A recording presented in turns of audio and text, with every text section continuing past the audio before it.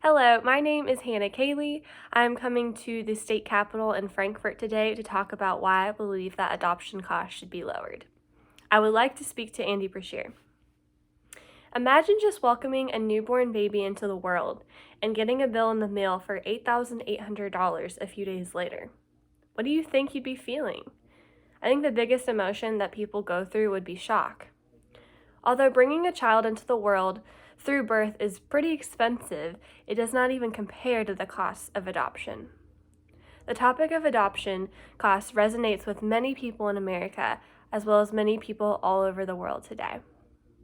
As someone who has already had two people in my family who've personally been adopted, I'm a very credible source in talking about this topic. I will show why adoption should be cheaper by first looking at the prices of adoption in our country as well as internationally, then discussing the cost of living of children today, and finally discussing how the hefty prices of adoption have personally affected me. First, we will walk through some statistics and facts of how adoption is priced in the U.S. as well as internationally. Following, we will discuss and talk about how much it costs to raise a child. And in conclusion, we will discuss how my own family has been affected by how expensive adoption is.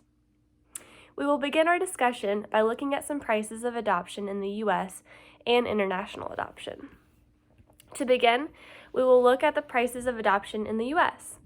From a website called AmericanAdoptions.com, the average cost of an adoption in the U.S. is around $43,000 after everything is said and done, with an average range of $40,000 to $50,000 depending on the state that you're in.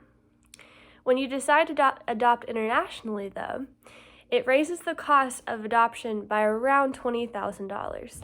So if we say that $43,000 is our average in the U.S., if we're talking internationally, usually the base is around $63,000, which is absolutely ridiculous.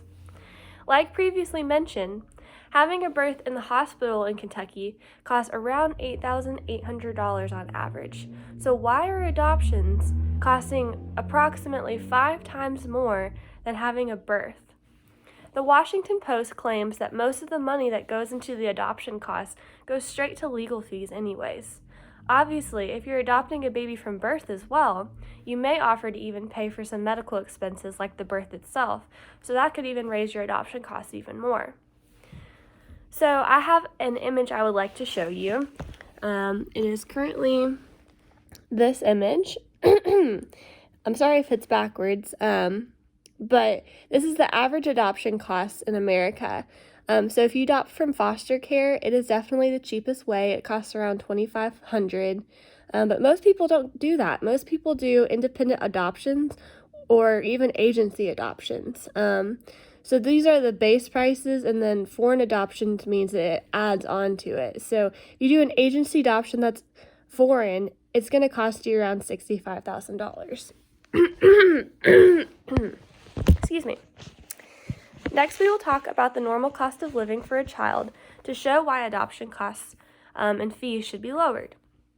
According to Investopedia, the cost of the first year of a child is anywhere between $21,000 and $52,000 per the first year, depending on the average income of the family. Moreover, by the time the child turns 18 years old, on average, a parent spends around $233,610. And this was from a source on Investopedia. After hearing these stark statistics, it is very clear that raising a child is very expensive no matter how much money a parent makes per year. Moreover, you usually will then have to take out loans to be able to adopt the child because of how expensive it is. Some companies like Discover are able to create adoption loans that have lower interest rates, but still it's interest and it accrues over time, so it can be very expensive.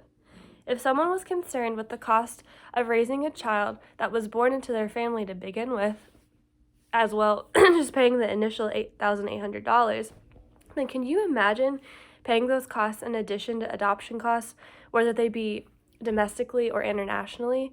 Some people don't have this choice. Some people go through infertility, and they already pay a ton of money for in vitro, and sometimes that fails, and so all that they have left is adoption if they're wanting to raise a child. Now we will discuss how adoption costs have affected my family personally. In my own family, I have 2 cousins that have been adopted into our family. Seeing the financial stress that my aunt and uncle went through to adopt the children definitely took a toll on the family dynamic. They had very servant-like hearts in adopting from the family that they chose to, because one parent was in prison and the other was struggling with addiction to drugs. Despite the financial burden that they put in to obtain the children, they still to this day say that it was worth it because they gained family members, and I would definitely say the same. So in conclusion, after sharing all of these facts, statistics, and personal stories of how adoption has changed not only my life, but so many others, I hope that you, Governor Andy Beshear, can see why I believe that adoption fees and costs should be a lot less expensive than they are today.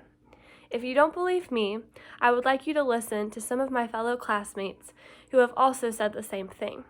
I created a survey link asking the classmates to see whether they say they would like adoption less expensive, stay the same, or more expensive. And out of 20 of them, 15 state that they believe that adoption costs should decrease, 2 think that they should stay the same, and 2 think that adoption prices should increase. So overall, it is very clear that most people want to see adoption costs lower. And I hope that I have shown you a few reasons why. Thank you.